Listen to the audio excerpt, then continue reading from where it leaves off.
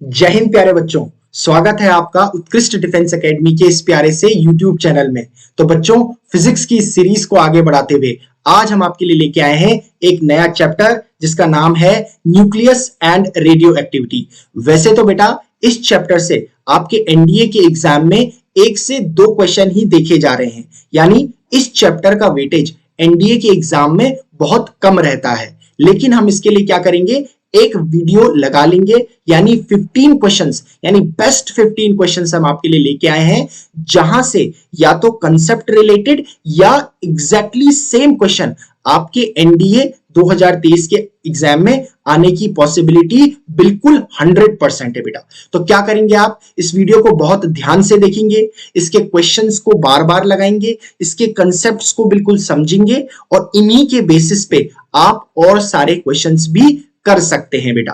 Marathon में बेटा हम इसके और डिफरेंट टाइप्स ऑफ क्वेश्चंस भी आपके लिए लेके आएंगे, जिससे क्या हो जाए कि आपने जो कंसेप्ट पढ़ा हुआ है उससे रिलेटेड आप एक्स्ट्रा क्वेश्चंस भी लगा पाए बेटा। तो शुरुआत करते हैं हम आज के इस वीडियो की इस क्वेश्चन के साथ। तो पहला क्वेश्चन हमारे पास है, देखिए क्या कह रहा है। पहला क्वेश्चन है कि a nuclear reactor is a device to produce nuclear energy with the help of. बेटा देखिए, जो न्यूक्लियर रिएक्टर होता है ना, वो न्यूक्लियर एनर्जी को प्रोड्यूस करने के लिए होता है आपके पास। न्यूक्लियर रिएक्टर में बेटा होता क्या है, आपकी चेन रिएक्शन होती है बेटा। क्या होती है? चेन रिएक्शन होती है। अब आप कहेंगे कि सर चेन रिएक्शन क्या होती है? चेन रिएक्शन में क्या होता है कि कोई आपका जो रेडियो एक्टिव एलिमेंट होता है, या मैं कहूं रेडियो एक्टिव सब्सटेंस होता है, वो क्या करता है, वो किसी और फॉर्म में टूटता है, ब्रेक होता है, और उसके बाद वो किसी और फॉर्म में ब्रेक होता है। तो इस तरीके से एक चेन बनती जाती है, जो आपकी क्या बनती है, आपकी चेन रिएक्शन बनती है यहां पर। और वो कैसी होती है, वो प्रोसेस जो आपके पास होती है, ये जो चेन रिएक्शन हो रही है, ये बहुत कंट्रोल्ड वे में होती है, क्योंकि ये आपके पास किस में हो रही है, न्यूक्लियर रिएक्टर्स में हो रही है। और न्यूक्लियर रिएक्टर्स बहुत स्टेबल होते हैं आपकी न्यूक्लियर एनर्जी को प्रोड्यूस करने के लिए, जिसमें आपकी जो चेन रिएक्शंस होती है वो कैसी होती है बेटा, कंट्रोल्ड होती है। कैसी होती है? कंट्रोल्ड होती है, क्योंकि आपके पास, आपको पता है कि जो रेडियो एक्टिव जो एमिशन हो रहा है उससे बहुत बल्क अमाउंट में एनर्जी क्या होगी, उससे एमिट होगी। तो जो क्या हो सकती है, जो आपको इफेक्ट कर सकती है, एनवायरमेंट को इफेक्ट कर सकती है। तो इसीलिए उसे क्या करना पड़ता है, कंट्रोल्ड वे में क्या करना पड़ता है, एग्जीक्यूट करना पड़ता है बेटा। तो हमारे पास कौन सा ऑप्शन होगा, ना ही न्यूक्लियर फ्यूजन होगा, ना ही अनकंट्रोल्ड चेन रिएक्शन होगा, ना ही ग्रेफाइट एज अ फ्यूल होगा।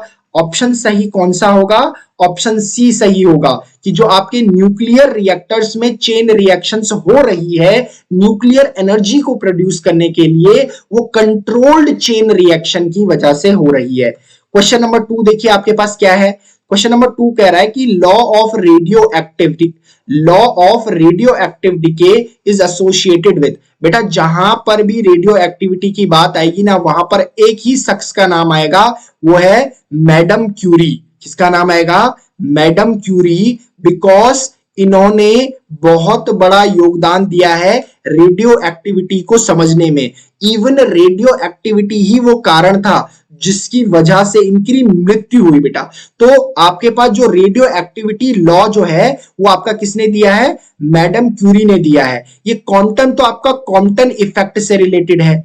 ये आइंस्टीन ने तो आपके पास क्या है, बहुत सारी चीजें दी है, लेकिन फोटो इलेक्ट्रिक इफेक्ट उनमें से सबसे बड़ी चीज है।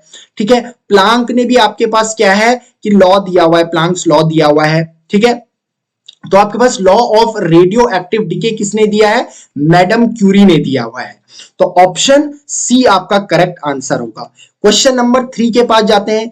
अल्फा पार्टिकल्स आर, क्या कह रहा है, अल्फा पार्टिकल्स आर, यानी अल्फा पार्टिकल क्या है। आपके पास अल्फा पार्टिकल क्या है, प्रोटॉन्स है, आयोनाइज्ड हीलियम एटम्स है, नेगेटिवली चार्ज पार्टिकल्स है, इलेक्ट्रोमैग्नेटिक वेव्स है। बेटा आपके अल्फा पार्टिकल जो होते हैं वो इलेक्ट्रोमैग्नेटिक वेव्स नहीं होते हैं, नेगेटिवली चार्ज नहीं होते हैं, प्रोटॉन्स भी नहीं होते हैं।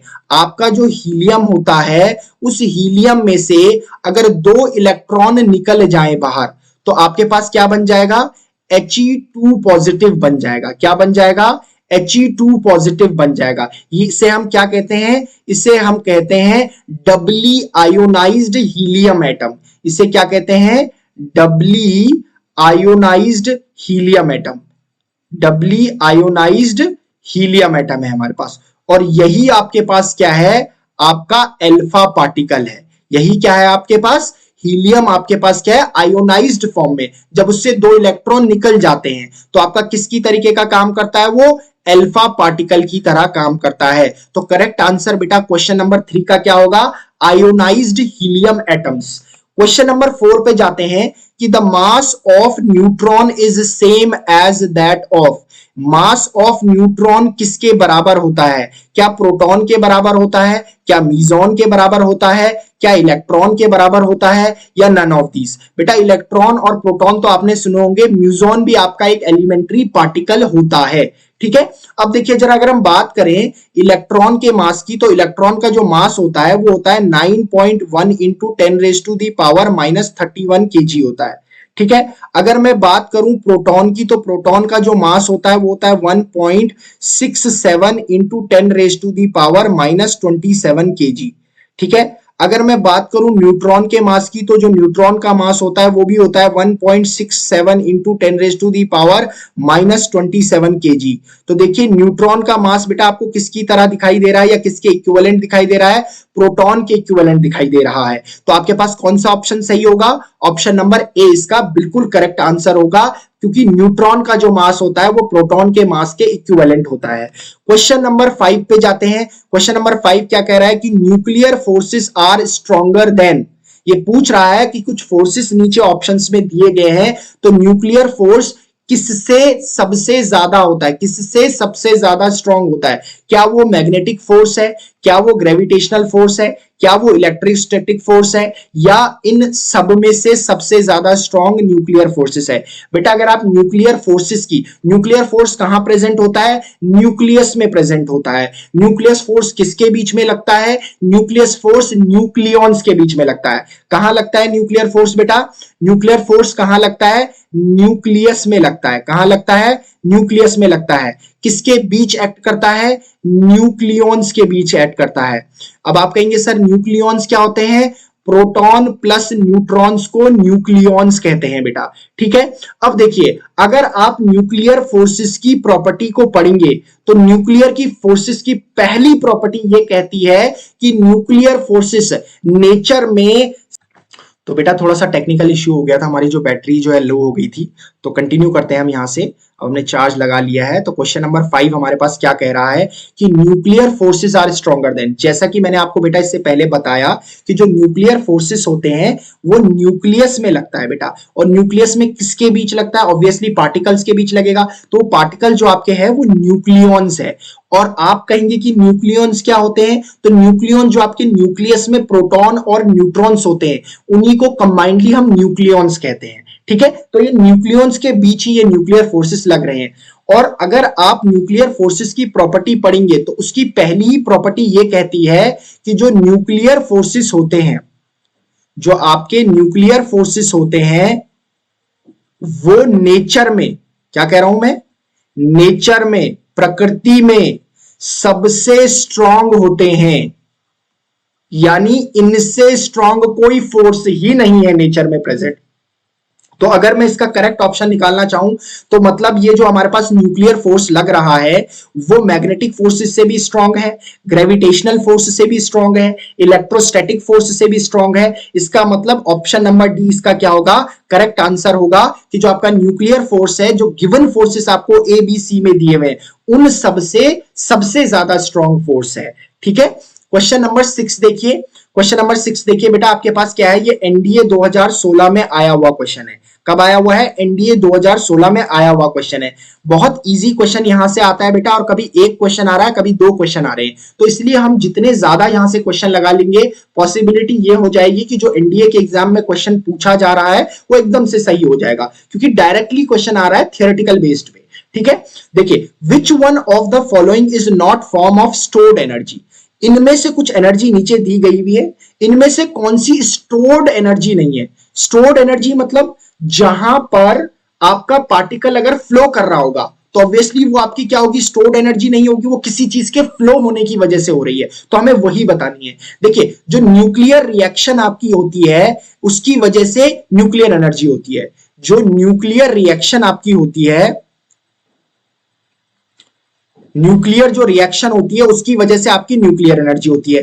पोटेंशियल एनर्जी किसकी वजह से होती है बेटा, पोटेंशियल एनर्जी होती है पोजीशन ऑफ द ऑब्जेक्ट की वजह से, पोजीशन ऑफ पार्टिकल की वजह से, या मैं कहूंगा कि कन्फिगरेशन ऑफ पार्टिकल की वजह से होती है। इलेक्ट्रिकल एनर्जी किसकी वजह से होती है, due to flow of electrical charges, due to flow of electrical charges, electrical charges. और जो आपके पास केमिकल एनर्जी होती है वो केमिकल रिएक्शन की वजह से होती है।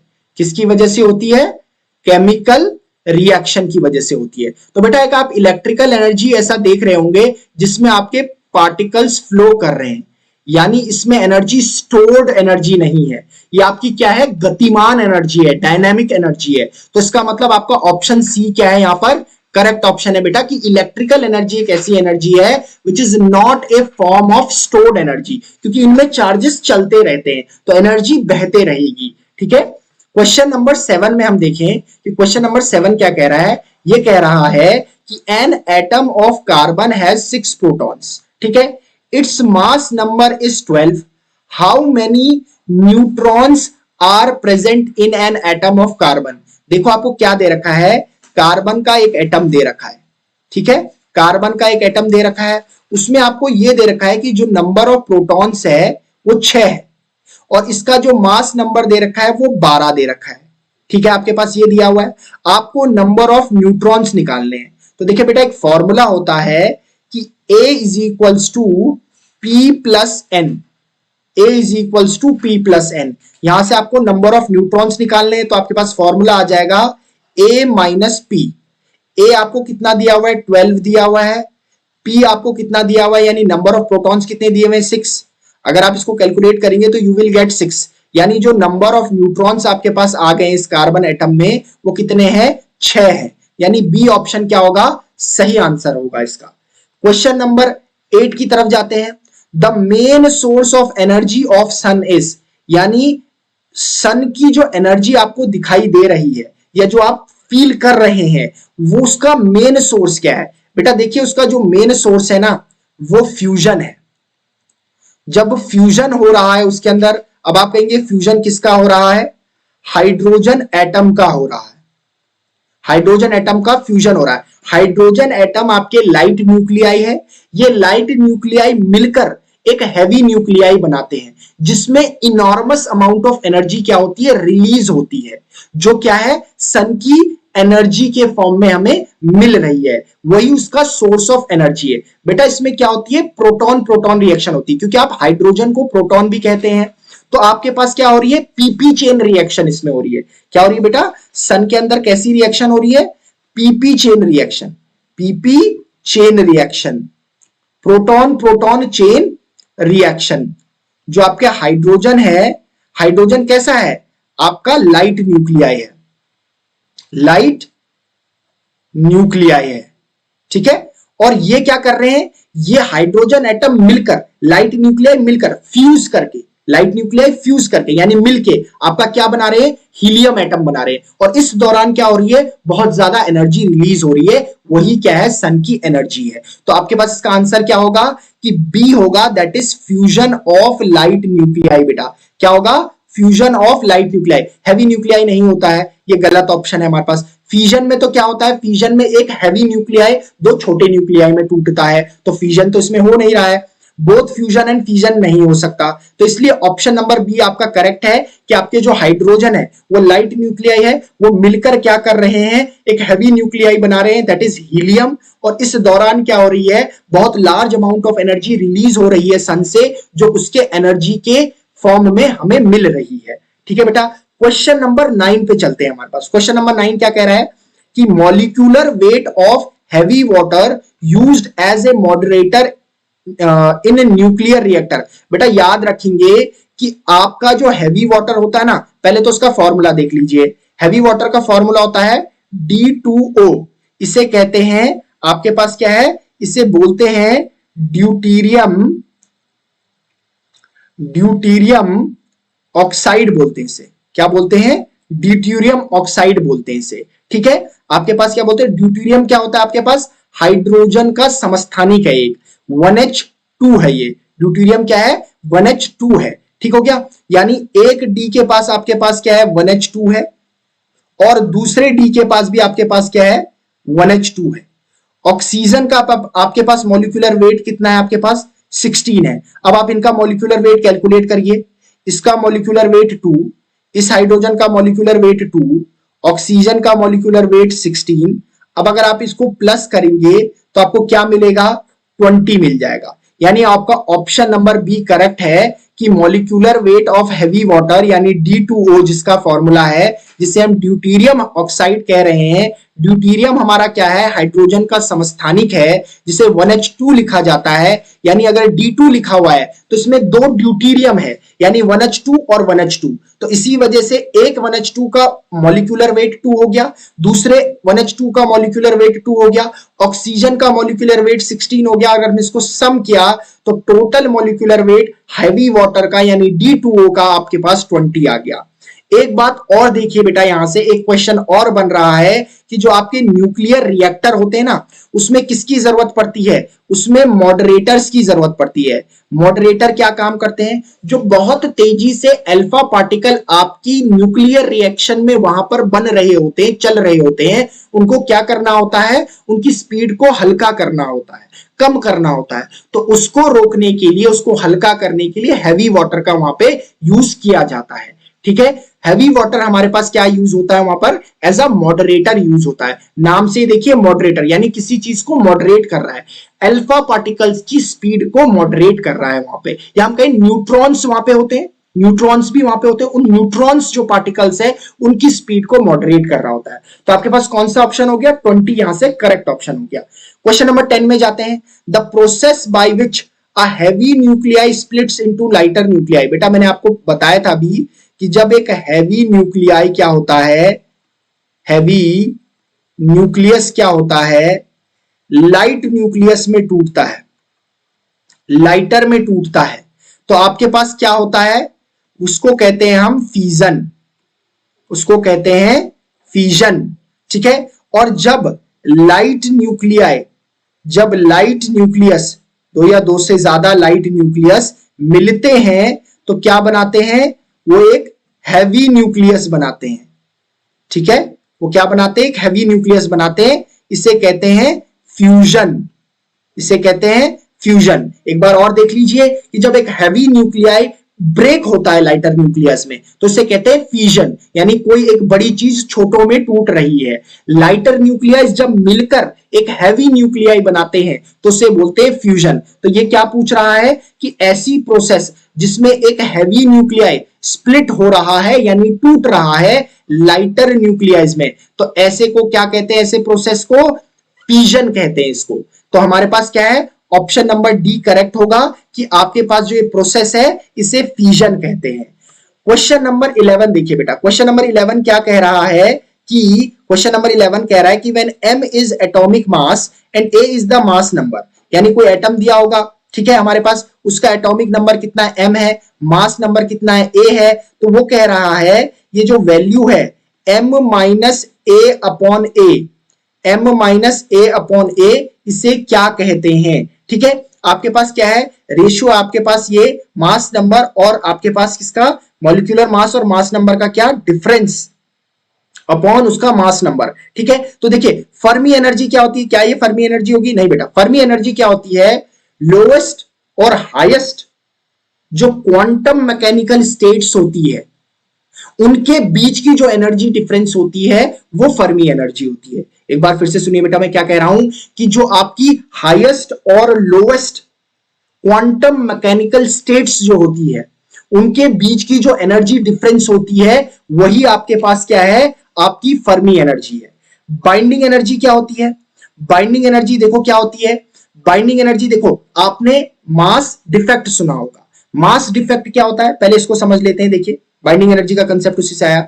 मास डिफेक्ट जो होता है वो ऐसा होता है कि आपके पास आपके न्यूक्लियस का एक मास होता है, ठीक है, एक आपका क्या होता है, इस पूरे न्यूक्लियस का मास होता है, एक इसके अंदर जो न्यूक्लियॉन्स है यानी प्रोटॉन्स और जो न्यूट्रॉन्स अंदर है उनका मास ऐड करके, अगर आप इस न्यूक्लियस का मास, इस पूरे न्यूक्लियस का मास, ठीक है, अगर आप क्या करें, mass of nucleus minus mass of nucleons, nucleons में मैं क्या कह रहा हूं, मास ऑफ न्यूक्लियॉन मतलब mass of proton plus mass of neutron, क्या कहा मैंने, mass of proton plus mass of neutron क्या हो गया, मास ऑफ न्यूक्लियन हो गया। अगर इसका हम सब्ट्रैक्शन करें तो हमें क्या मिल जाएगा, हमें मास डिफेक्ट मिल जाएगा, क्या मिल जाएगा, मास डिफेक्ट डेल एम मिल जाएगा। अगर मैं उसको सी स्क्वायर से मल्टीप्लाई कर दूं तो मुझे क्या मिल जाएगी, एनर्जी मिल जाएगी जो मेरी बाइंडिंग एनर्जी है, यानी बाइंडिंग एनर्जी का ये फॉर्मूला है मेरे पास। अब ये क्या आपके पास, ये आपके पास पैकिंग फ्रैक्शन है, packing fraction ratio of difference of atomic mass and mass number divided by mass number होता है। तो ये जो क्वांटिटी आपके पास है capital M minus A upon A, ये आपके पास पैकिंग फ्रैक्शन है बेटा, क्या है, option number C packing fraction है। क्वेश्चन नंबर 12 देखिए बेटा, क्वेश्चन नंबर 12 क्या कह रहा है, anti particle of electron, anti particle of electron, electron का एंटी पार्टिकल क्या होगा, यानी जिसकी स्पिन इसके क्या होगी, एंटी होगी, रेसिप्रोकल होगी, ठीक है, तो वो हमें पार्टिकल बताना है। देखिए बेटा सबसे पहला ऑप्शन दे रखा है कि क्या anti particle of electron beta particle है। देखिए सबसे पहले ये समझ लीजिए कि बीटा पार्टिकल होता क्या है। बीटा पार्टिकल आपका क्या होता है, आपका इलेक्ट्रॉन ही होता है। जब किसी एटम में से बहुत तेजी से इलेक्ट्रॉन निकलता है, मैं क्या कह रहा हूं, जब किसी एटम में से बहुत तेजी से इलेक्ट्रॉन निकलता है तो उस इलेक्ट्रॉन को ही बीटा पार्टिकल कहते हैं। ठीक हो गया, बात समझ आ गई। आपके पास प्रोटॉन है, प्रोटॉन तो आपको पता ही है कि आपके पास न्यूक्लियस के अंदर प्रेजेंट होता है, एक न्यूक्लियन है आपके पास ये, ठीक है। पॉजिट्रॉन आपके पास क्या होता है, यही आपका क्या होता है, इसे हम लिखते हैं ई प्लस, पॉजिट्रॉन ही आपका क्या होता है, इलेक्ट्रॉन का एंटी पार्टिकल होता है। अगर मैं अल्फा पार्टिकल की बात करूं, अल्फा पार्टिकल अभी मैंने आपको बताया था कि हीलियम का क्या होता है, आयोनाइज्ड होता है, यानी जब हीलियम में से 2 इलेक्ट्रॉन निकल जाते हैं तो जो न्यूक्लियाई हमारे पास बच रहा है He2 पॉजिटिव, जिसे हम क्या कह रहे हैं, डबली आयोनाइज्ड हीलियम एटम, यही मेरे पास अल्फा पार्टिकल है। तो बचा कौन सा ऑप्शन, सी ऑप्शन। बाकी तो सब मैंने एलिमिनेट कर दिए कि जो आपका बीटा पार्टिकल है वो हाई स्पीड से चलता हुआ आपका क्या है, इलेक्ट्रॉन है जो किसी एटम में से निकल रहा है। प्रोटॉन आपके पास क्या है, जो न्यूक्लियस के अंदर आपके पास पार्टिकल प्रेजेंट होता है, जिसे हम न्यूक्लियन भी कहते हैं। अल्फा पार्टिकल क्या है, डबली आयोनाइज्ड हीलियम एटम है। तो बचा कौन बेटा, पॉजिट्रॉन बचा, जो एलिमिनेशन मेथड से भी मिल गया, और इसे ई पॉजिटिव लिखते हैं, इलेक्ट्रॉन को ई नेगेटिव लिखते हैं। तो यही पॉजिट्रॉन क्या है, इलेक्ट्रॉन का एंटी पार्टिकल है बेटा। क्वेश्चन नंबर 13 देखिए क्या कह रहा है कि when the mass equal to AMU is converted completely into energy then the energy produced will be. क्या कह रहा है कि कोई एक मास है जो एएमयू के बराबर है, कोई जो मास है वो आपका किसके बराबर है, वो एएमयू के बराबर है। एएमयू क्या होता है, एएमयू को समझेंगे, एटॉमिक मास यूनिट होता है। ये एटॉमिक साइज के जो आपके पार्टिकल्स होते हैं, या मैं कहूंगा माइक्रोस्कोपिक साइज के जो पार्टिकल होते हैं, उनको मेजर करने की, उनके मास को मेजर करने की एक यूनिट है। ठीक है, अब इसे किस में कन्वर्ट करना है, इसे एनर्जी में कन्वर्ट करना है। देखो जो 1 एएमयू होता है ना, इसे मैं 1 लिख सकता हूं। 1 एएमयू जो होता है वो 931 MeV के बराबर होता है, मेगा इलेक्ट्रॉन वोल्ट। अब मुझे किस में कन्वर्ट करना है, सारे आंसर यहां जूल में दे रखे हैं, तो मैं इसे जूल में कन्वर्ट करूंगा। जूल में कन्वर्ट करने के लिए क्या करूंगा, 931 मेगा के लिए क्या यूज करते हैं, 10⁻⁶। इलेक्ट्रॉन वोल्ट कितना होता है, 1.6 इंटू 10⁻⁻19 होता है। अगर आप इसको कैलकुलेट करेंगे तो ये आपके पास आ जाएगा 1.4896 मल्टीप्लाइड बाई 10⁻⁻10 आ जाएगा। अगर आप इसको राउंड ऑफ करके लिखिए तो ये आ जाएगा 1.5 मल्टीप्लाइड बाई 10⁻⁻10 जूल। यानी आपका ऑप्शन ए करेक्ट होगा, देखिए इसमें क्या बोला गया था, एक मास है जो किसके इक्वल है, एएमयू के इक्वल है, उसे हमें कंप्लीटली कन्वर्ट करना है एनर्जी में कि कितना एनर्जी वो हमें देगा। ये एएमयू जो है वो मास है, मास को एनर्जी में कन्वर्ट कर सकते हैं ना। मास इक्विवेलेंस रिलेशन जो आपका आइंस्टीन ने दिया था, E equals to mc square, यानी आप क्या कर सकते हो, मास को एनर्जी में कन्वर्ट कर सकते हो, वही मैंने किया हुआ है। जो आपका 1 AMU होता है वो 931 MeV के इक्वल होता है, ठीक है। ये m जो यहाँ पर है ये मेगा आपके पास है, 10⁻⁶ होता है। इलेक्ट्रॉन वोल्ट किसके इक्वल होता है, 1.6 इंटू 10⁻⁻⁻19 वोल्ट के इक्वल होता है। तो आप इसको कैलकुलेट करेंगे तो you will get 1.5 into 10⁻⁻10 joule, यानी ऑप्शन ए आपका क्या होगा, करेक्ट आंसर होगा यहां पर से। क्वेश्चन नंबर 14 आप देखेंगे क्या कह रहा है, इन अ यूरेनियम 235 एटम। यूरेनियम क्या आपके पास, यूरेनियम कैसा है, रेडियो एक्टिव क्या है, सब्सटेंस है, कैसा है, रेडियो एक्टिव सब्सटेंस है। रेडियो एक्टिव सब्सटेंस आपके पास है, या एलिमेंट में कहूंगा इसे, रेडियो एक्टिव सब्सटेंस आपके पास है। अच्छा ये बोल रहा है कि इन अ 92U235 एटम देयर आर, देखो ये बोल रहा है कि ये जो आपके पास एटम दे रखा है यूरेनियम का, इसमें कितने प्रोटॉन्स है, कितने न्यूट्रॉन्स है, कितने इलेक्ट्रॉन्स है, हर एक ऑप्शन में यही है। चलो निकाल लेते हैं। ये 92 क्या है बेटा, इसका 92 जो है इसका एटॉमिक नंबर है। 92 इस यूरेनियम का क्या है, एटॉमिक नंबर है। 235 क्या है इसका, 235 इसका मास नंबर है, ये हम सबको पता है, ऐसे ही लिखा जाता है, ठीक है। 92 अगर किसी का एटॉमिक नंबर कुछ दिया हुआ है तो मतलब हमें नंबर ऑफ प्रोटॉन्स भी पता है, नंबर ऑफ इलेक्ट्रॉन्स भी पता है, क्योंकि किसी भी एटम में जितना एटॉमिक नंबर होता है, जितना एटॉमिक नंबर होता है उतना ही क्या होता है, नंबर ऑफ आपके प्रोटॉन्स होते हैं, and equal to number of आपके क्या होते हैं, इलेक्ट्रॉन्स होते हैं आपके पास, ठीक है। तो इसका मतलब है ये जो यूरेनियम 92U235 है, इसमें नंबर ऑफ प्रोटॉन्स कितने हैं आपके, 92 होंगे, नंबर ऑफ इलेक्ट्रॉन्स कितने होंगे, 92 होंगे। अब रही बात न्यूट्रॉन्स की, न्यूट्रॉन्स कैसे निकलेगा, अभी अभी मैंने आपको एक फॉर्मूला बताया था पीछे कि A is equals to P plus N बताया था। यहां से अगर आप नंबर ऑफ न्यूट्रॉन्स निकालेंगे तो N is equals to A minus P। A आपको क्या दे रखा है, A आपको दे रखा है 235 मास नंबर, माइनस आपका एटॉमिक P कितना दे रखा है, नंबर ऑफ प्रोटॉन्स कितना है, 92 है। अगर आप इसको कैलकुलेट करेंगे तो आपका आ जाएगा 143, यानी जो आपके नंबर ऑफ प्रोटॉन्स आ रहे हैं वो 92 आ रहे हैं, नंबर ऑफ इलेक्ट्रॉन जो आ रहे हैं वो भी 92 आ रहे हैं। चेक कर लेते हैं, देखो ये दे रहा है मुझे बेटा, देखो नंबर ऑफ न्यूट्रॉन्स 92, अच्छा ये गलत हो गया यहाँ पर, देखो नंबर ऑफ प्रोटॉन्स इसमें 92 है, नंबर ऑफ इलेक्ट्रॉन्स इसमें भी 92 है, और प्रोटॉन नंबर ऑफ न्यूट्रॉन्स कितने आ रहे हैं आपके 143 आ रहे हैं। तो इसका मतलब ये ऑप्शन सही है, ऑप्शन नंबर सी, क्योंकि इसमें वही आंसर आ रहा है जो क्या है कि यूरेनियम में नंबर ऑफ प्रोटॉन्स 92 है, नंबर ऑफ न्यूट्रॉन्स 143 है, और नंबर ऑफ इलेक्ट्रॉन्स 92 है बेटा, ठीक है। तो यही आपका क्या होगा, option number C correct option होगा। क्वेश्चन नंबर 15 में जाते हैं। 15 क्या कह रहा है, charge on alpha particle is how many times the charge on proton, ठीक है। तो आप सबसे पहले ये देखिए कि अल्फा पार्टिकल है क्या आपके पास। अल्फा पार्टिकल मैंने क्या कहा था, जब आप हीलियम एटम में से 2 इलेक्ट्रॉन को बाहर निकालेंगे तो आपके पास बन जाएगा हीलियम 2 पॉजिटिव, यही आपके पास क्या है, आपका अल्फा पार्टिकल है। इस अल्फा पार्टिकल पे अगर आप चार्ज देखो तो 2 प्लस है, यानी ट्वाइस ऑफ 2 टाइम्स ऑफ क्या है, चार्ज ऑन प्रोटॉन है, 2 times of charge on proton आपके पास है। तो आपके पास कौन सा ऑप्शन सही हो जाएगा, आपके पास ऑप्शन नंबर बी सही हो जाएगा कि जो आपके पास अल्फा पार्टिकल है उस पर जो चार्ज है वो प्रोटॉन का 2 गुना है।